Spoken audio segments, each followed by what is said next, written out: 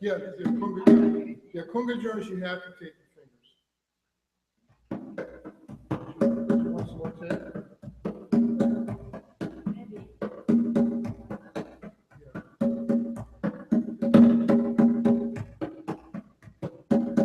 Yeah, that's why it's the conga drum can hurt you. The edge. That's why I don't play traditional African. It can damage your hands. And djembe can too, but so I play my own way. And if I get dissed by traditionalists, I can say, well, I still have my hands. Okay.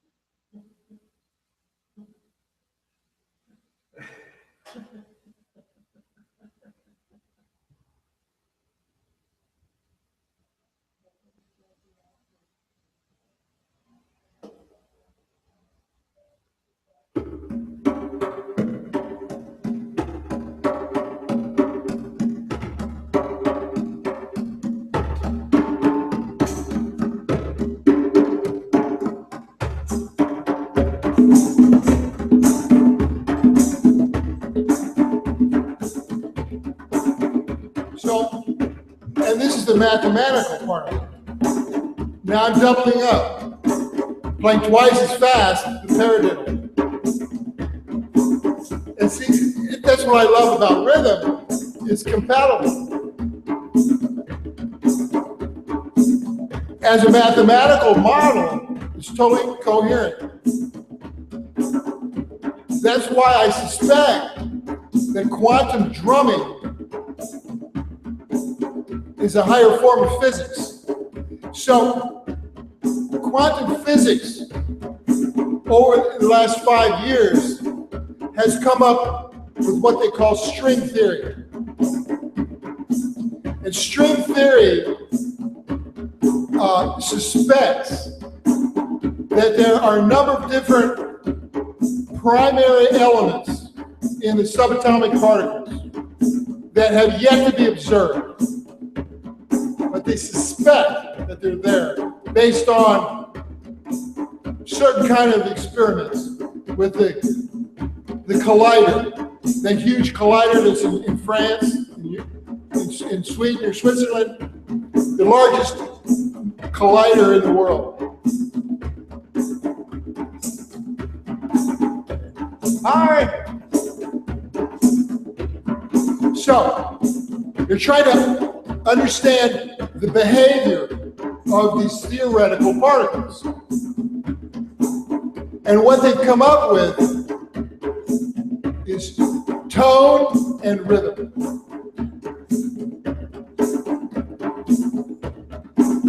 As characteristics to describe these subatomic particles.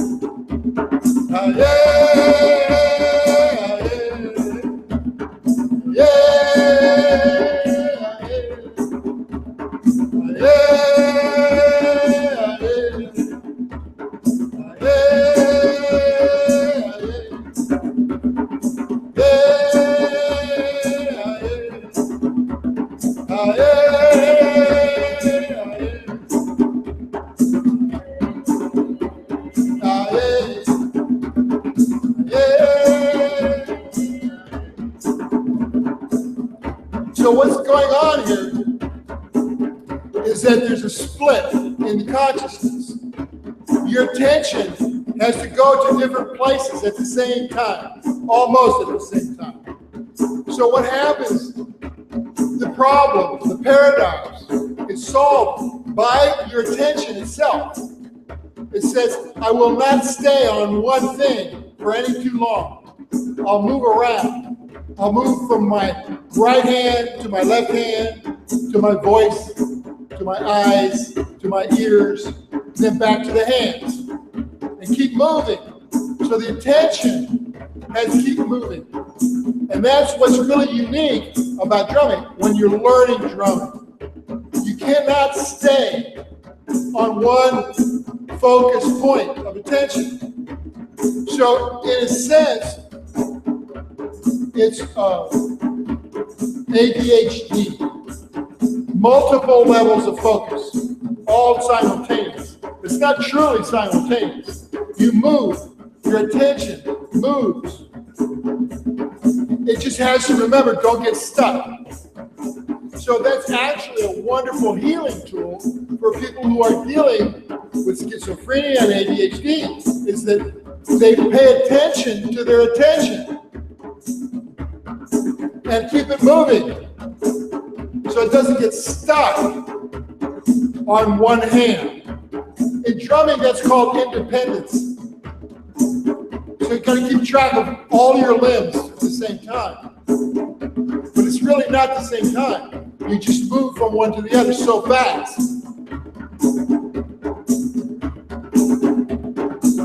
So it's really a wonderful method for martial arts, and Dan instinctively got that, because it increases the speed of your processor without any risk, without any pain. And that was the problem with teaching people to move fast in martial arts. You get hurt, but here you don't get hurt. Unless you're dysfunctional and you're playing from anger, then you get hurt. So you got to come to that Zen place. And then it doesn't matter how fast you play.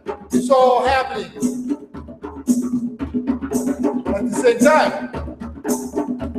And that for me is like a really wonderful place to be, because there's so much happening at the same time, but none of it's important. And that's what people used to marvel when I was playing. You make it so effortless. There was no vested interest. I wasn't worried. I'd had all that anxiety burned out of me at a very early age, competing. Because drumming, it's a competition instrument. But I was lucky, I got beyond the competition pretty early. And then I went back and realized what I had was these basic rudiments were music. They were songs. And you could layer them up a lot of different ways. Now, when we listen to this back, it's going to sound beautiful. Because I was listening to you guys, just the two of you, it sounded really good.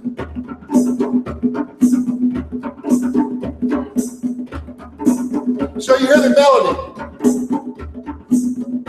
You hear the melody of that cocoa. But you can't really, as soon as you listen to it, you get lost. So the phenomenon is that you're active, but you can't pay attention to what's actually happening. In a sense, you can't really stop and enjoy the music because you're busy doing it. You can, because you're getting a different kind of enjoyment. So that's what's great about great improvisers, is that they're ahead of themselves. You got to be 2 moves ahead of yourself to improvise. So they're really not hearing what they're playing. And I experienced that in the recording studio. They said, do that lick again. I said, what lick? So that's a different kind of music where you know every time you're going to play the same lick. That's good. That sounds really good. Because you are playing double time. Yeah. Maybe we won't crash this time. I've posted it now 3-4 times. It's working, but we're not in sync. But I had it in. I think I gotta have to go back now and listen to that original one, where I was using the other format to put it in sync, because it wasn't before you got here. There wasn't any sound, and that was through this Adobe encoder. So this is what they call Hangout, the Google Hangout, which is quick and dirty, but it's not synced in. The sound is not synced in. So Deb, one of the people who are, she's been really attentive.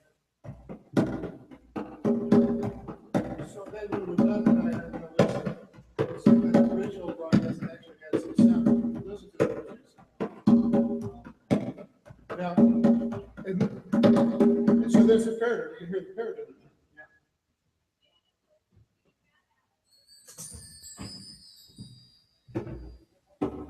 Now, what's cool about the paradiddle is that if you decide to syncopate it, the second note is the same note as the accented note in the flamacue. Now, this is an interesting phenomenon again with the brain. Is now you have to tell the brain to don't follow the rule that we just learned. Now you have to change your accent. And that, again, creates flexibility in the intellect because it's saying, well, I just did all this work. And the intellect is very lazy like that. Once it does the work, it figures it deserves to get stuck, and stay there and just do it that way for the rest of eternity. But improvisation, especially on a drum, you don't activate the intellect the same way you would on a melody instrument. So when you come up with a decision to improvise a different note, it's almost by accident. It's like, oh, what was that? That sounds cool. And then you try to do it again. And that's kind of how drumming evolved. But now, like when you do a paradiddle, try accenting the second note. No, just do one paradiddle and we'll take a break.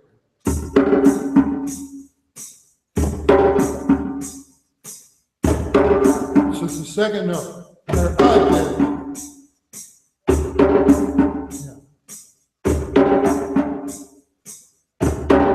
See how it feels different?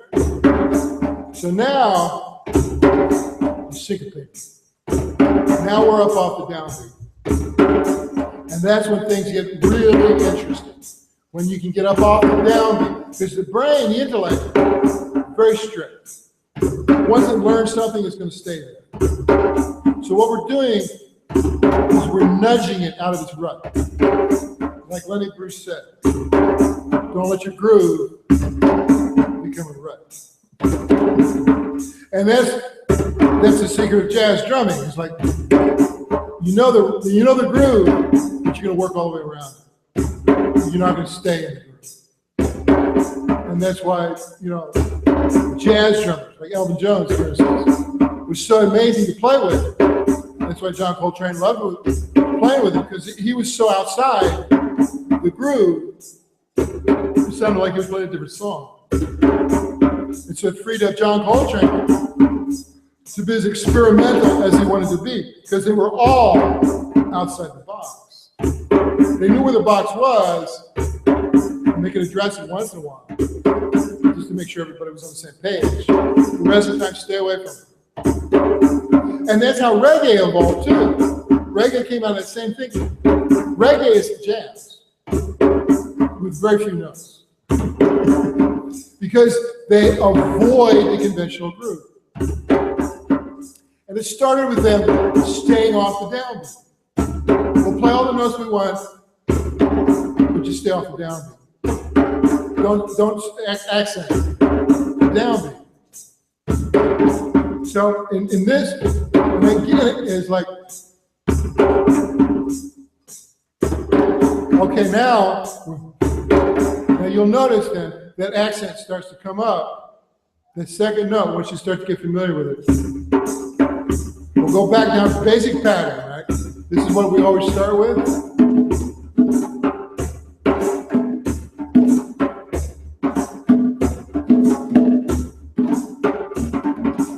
So be free now. Feel free to play the basic pattern.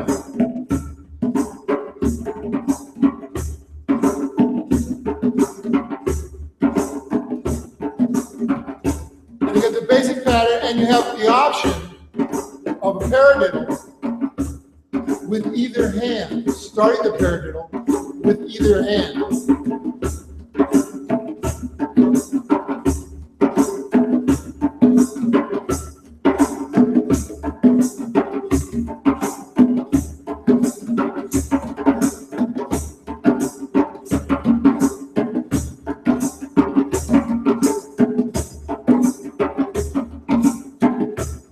So this is where we're breaking free of the rules, the assumptions that the intellect just made a few minutes ago. We have to do it this way. This is where I like to take people right away. Don't get locked in. That's what I saw with Babo attention. As soon as people learned the part, they stuck on the part. They didn't change. Hi. Come on, hit a drum.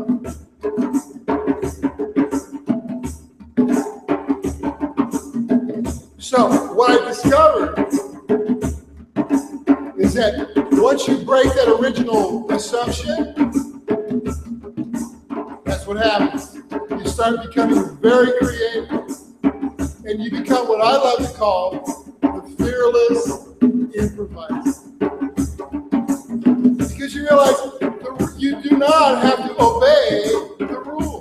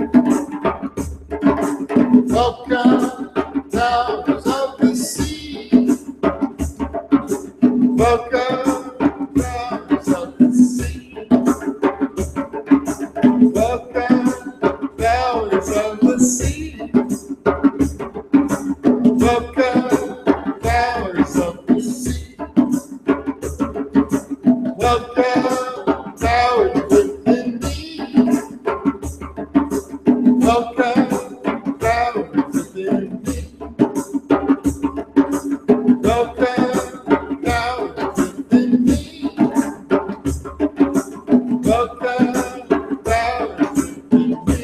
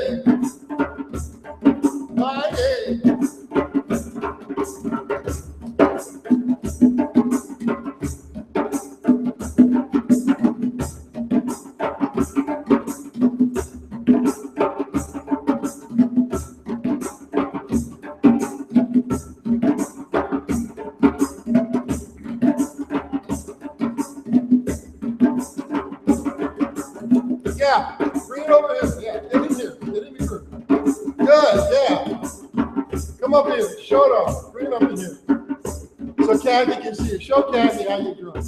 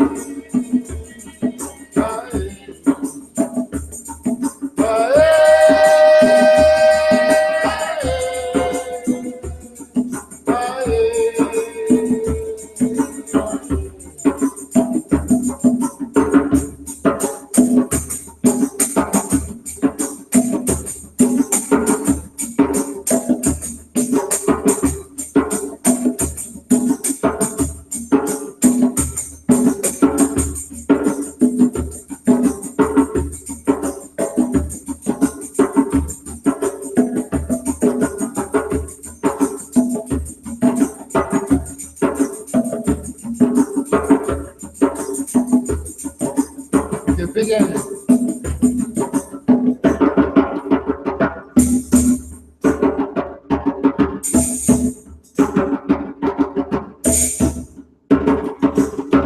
Oh, good. That was good. That was good.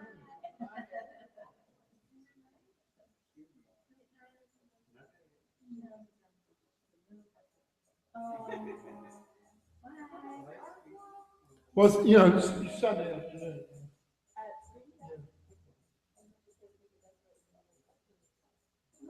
That's good. That's good. Yeah.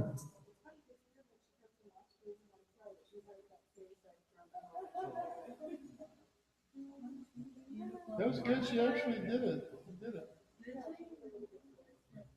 Good. Yeah, that was good.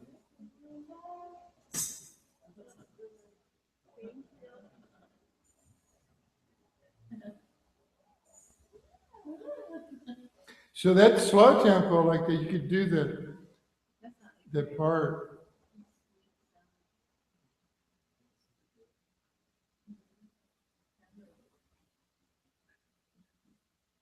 That was good. So now you were able to do the double-handed technique, the two notes on one hand.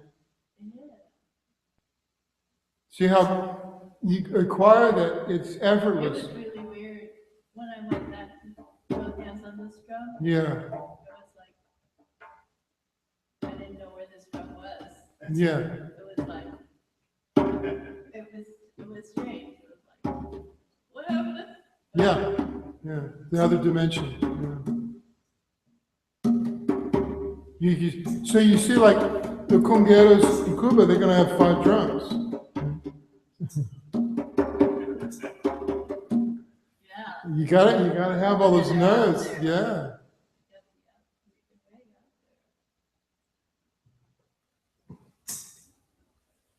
But it's good to, like, for me, you know, to come back to a single drum. Because, you know, I mean, I had 2 bass drums, 2 floor toms, 3 shells, you know, 2 snares, you know, and cymbals, you know. So coming back to the one drum really brought me back to honesty, you know, and simplicity. And then I realized other drummers were busy because they didn't want to hear their own inner voices. That was the psychological aspect. So I had to come back all the way to the simple to understand how you can tame the intellect using rhythm. And I'm reading this Gurdjieff book now, and he's talking about the same thing. Only he's using physical labor.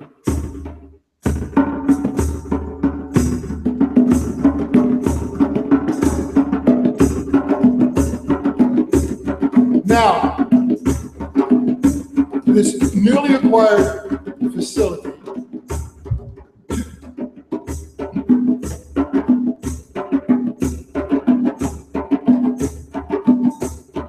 slow down.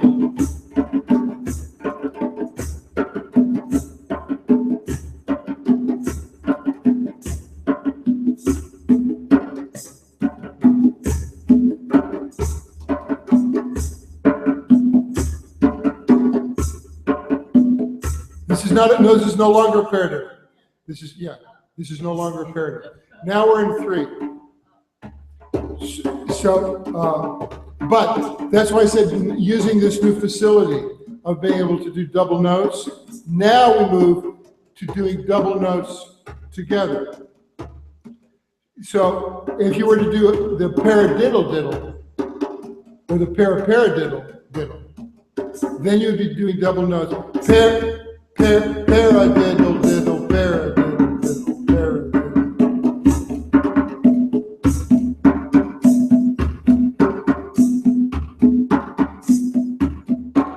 Now we're in 3.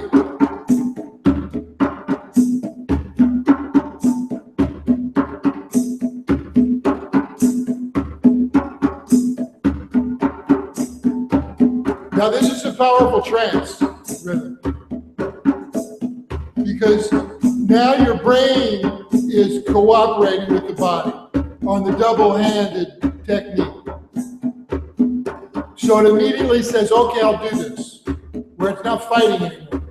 And then on top of that, you have this phenomenon of what the 3-beat does to the intellect. It forces the intellect to compute in 3, right? And it's not used to doing that. It's used to computing in 4.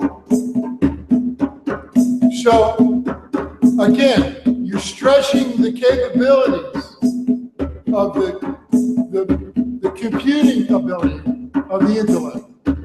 And most of the time it doesn't want to be forced into expanding its capabilities as a calculator. It wants to be lazy and stay where it was. But because the rhythm is so enticing and entrancing, it pulls that intellectual calculator into the equation and forces it. Did you get bit? Did you just get bit? You want some Windex?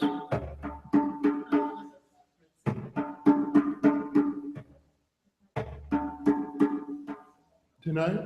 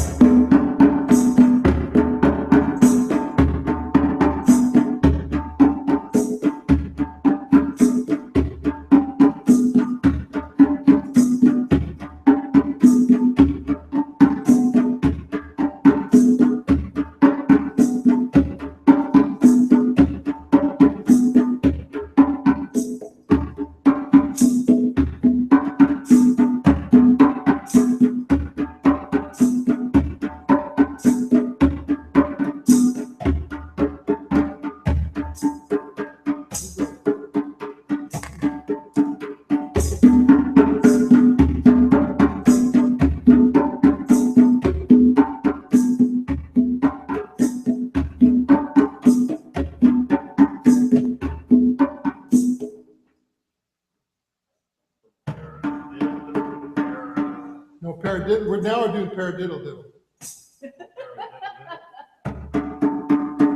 Yeah. What's that?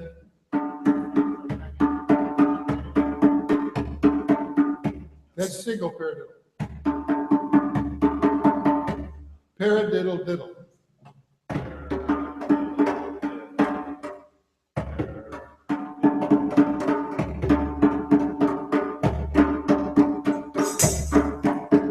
in 3.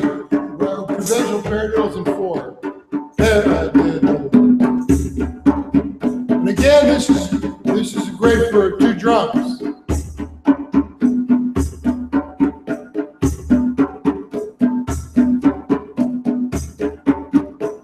And you can see I can switch back and forth. Well, you're mirroring me. So you're playing opposite than what I'm playing. You're starting with your left hand. Like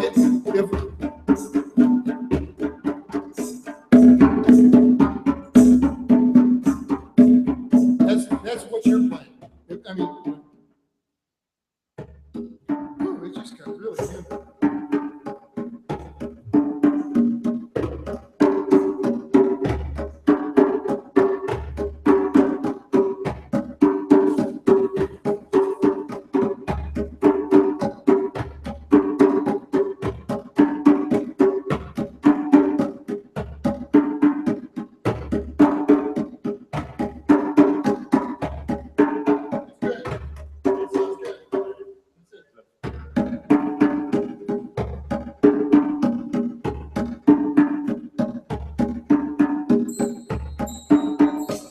It's 8:30. I don't know if you wanted to go to the gym.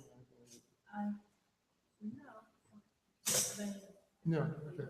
No, but this is fun. I mean, we're getting. So anyway, let's just do this a little bit. I'm not to go too fast.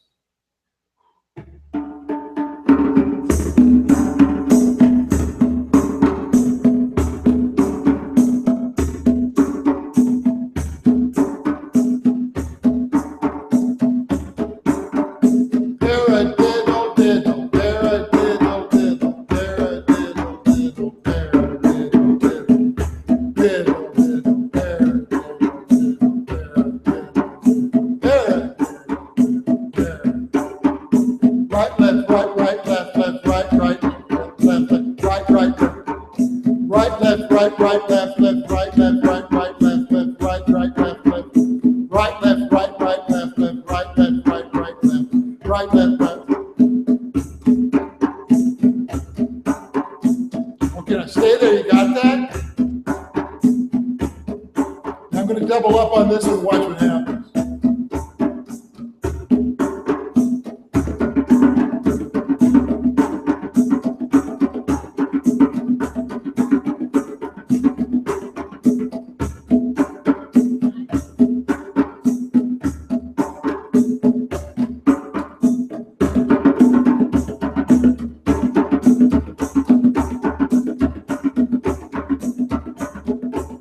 There it is.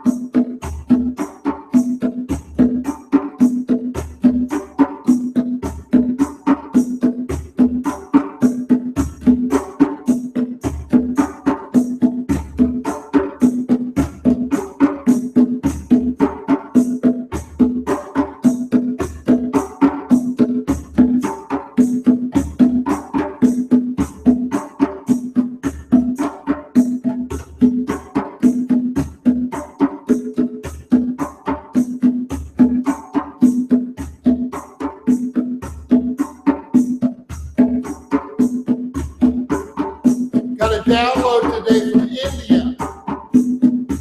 They downloaded the martial arts drumming CD from India. First download I got on iTunes from India.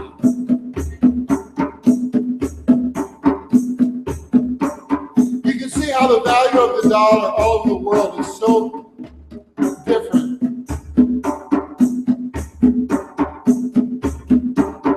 They bought the whole CD for $1.62. That's what I got. Who knows what anybody else got?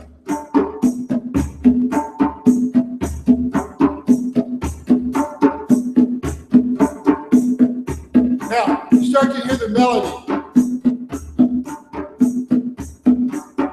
Now, this melody, you can hear this in Borneo. You can hear this in various indigenous cultures around the world. You know, it sounds like National Geographic.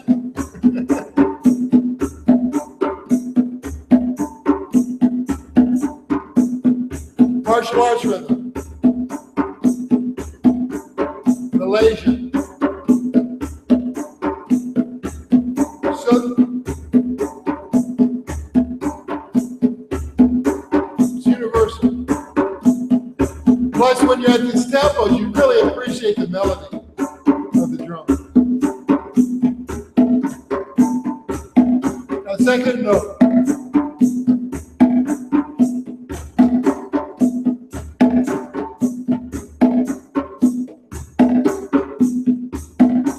Playing it on the other drum. Oh, no, you reversed it.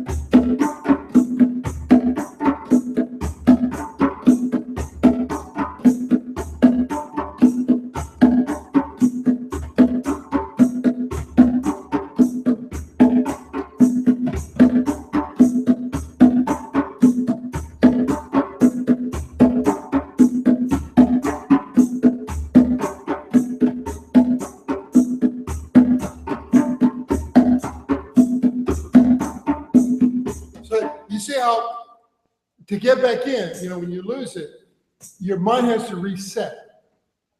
And the intellect trips over itself because it doesn't understand how it made that mistake. And that's what's fascinating, is why the intellect doesn't understand rhythm.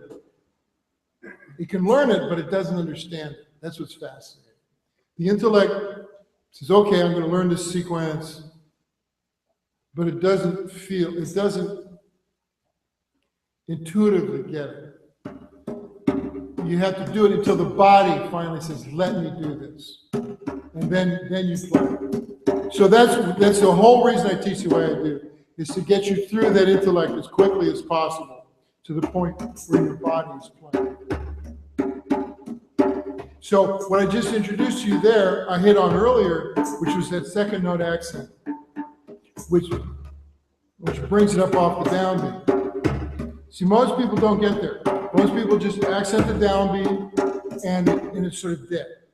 It's just sort of flat-footed. But as soon as you start to hear the little notes, that upbeat, that's when it really swings, and that's when it starts to get into this magical realm of really captivating rhythm. So then when you try to listen to an indigenous rhythm, say from Brazil or Africa, wherever, you can't quite get it because you're trying to base it on a downbeat from our way of thinking, and they don't do it that way. So by learning to hear the upbeats and the accents, you get out of that mindset somewhat, and you start to be able to play the upbeats, you know, and stay off of the basic pattern. So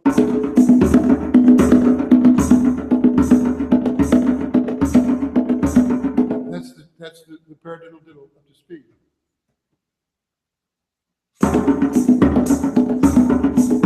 And the tambourine, of course, is doing your two against the six.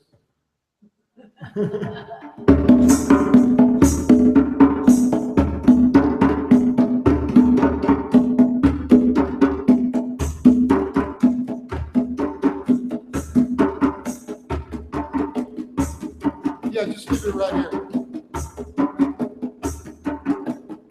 It starts to be a waltz. A very funky waltz.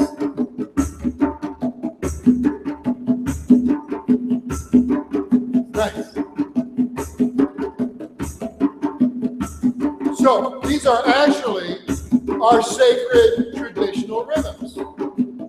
When you treat it like this, it sounds the same way traditional African drumming sounds when everybody plays their parts.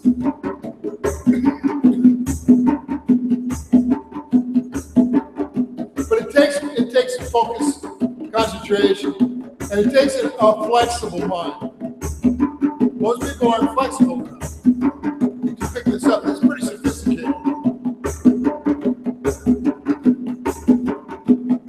Sounds good though.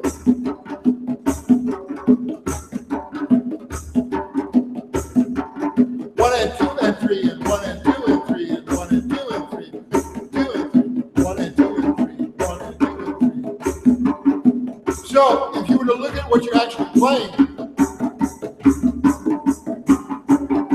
you're just going back and forth. One and two and three and one and two and three and one and two. So you're just playing eighth notes, right? You're playing how many eighth notes in 3, 4 times? 2, 4, 6. 1, 2, 3, 4, 5, 6, 1, 2, 3, 4, 5, 6, 1, 2, 3. That's all that you're really doing, right? But and the drum is the only instrument. By changing sequence with your hands, you create a new melody. Now, if you're playing saxophone, you gotta, your fingers have to be able to do the different notes. But the drum creates a melody by changing the hand sequence. So it's a different kind of brain function. That's what I like about it. Because if you're playing a melody instrument like a piano or saxophone, you become specific to the note. Is the note correct? Is the note in the scale? Whereas in drumming, your hands are not using the brain. Right now, you're residing in your hands. The brain's come along just for the ride. And that's great because you don't need it. But it also wakes up a different part of the brain, which I think is very valuable.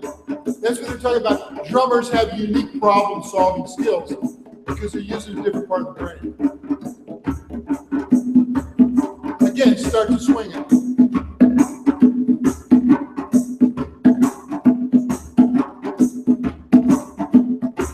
Totally different feel.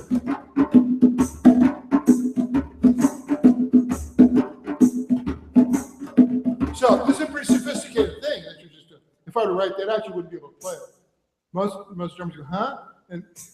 But if you approach it, traditionally they're taught orally. The rudiments are taught verbally. And then you look at the music. And that's the way I learned it both ways. I like to teach it orally, just like the way we're doing it. Because that way, that part of the brain that reads music, you're not using it. And it's there, but it gets to go on vacation. So when you play it from this is what I mean by playing from your body instead of your intellect. Because this you'll remember. You won't have a name for it, but you'll remember it. And like the way the African teachers teach is they teach you parts and you don't remember. Most people don't remember because they don't play them every day. But here, you start to remember the relationship of the notes to each other, and you'll be able to figure it out again. Say, what was that? Diddle. And it's a verbal, and it's like, got it.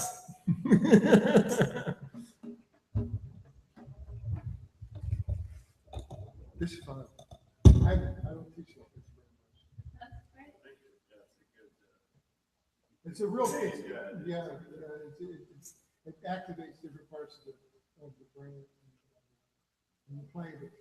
You see it now, quote unquote, you're playing really well, right? Because you're playing parts. And so that intellect says, I love parts because I can judge it.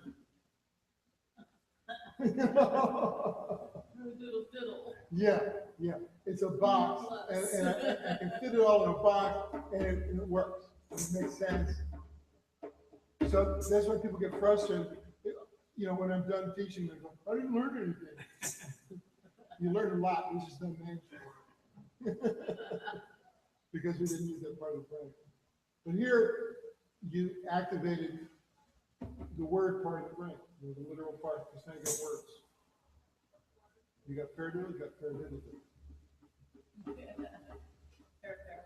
Yeah, yeah.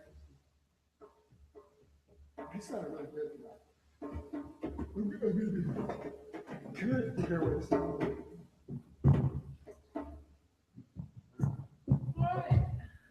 Good job. Yeah. Okay. Thank you. It puts me in a different mode as a teacher.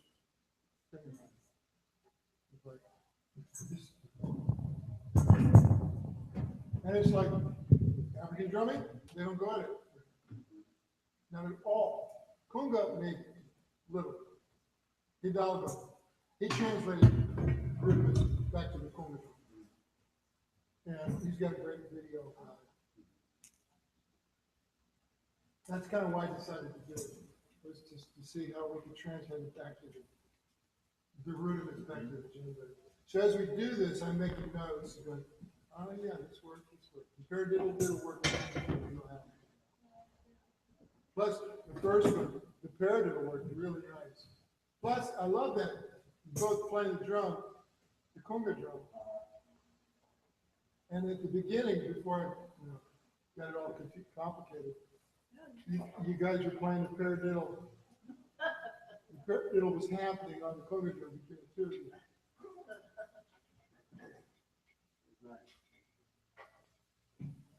But it's just in a different part of the brain, different mindset. And I don't know, it's fascinating stuff. Yeah, I still get intrigued by how humans process all this.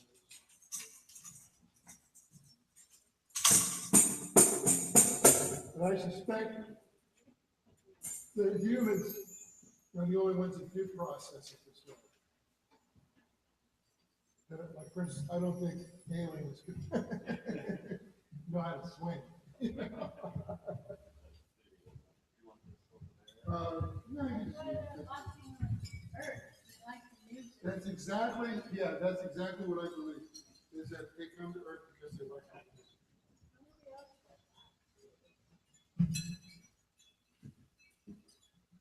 I gotta give you my card again, Kathy. I'll try to remember. Thank you. You guys gonna go to the gym tonight, or? What?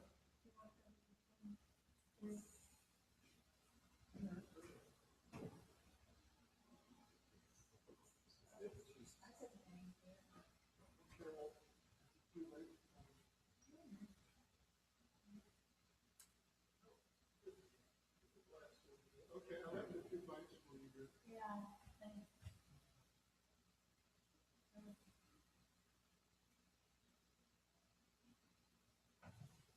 That was good. Yeah. Thanks for hanging in there. I never know if people are going to be able to handle the frustration factor.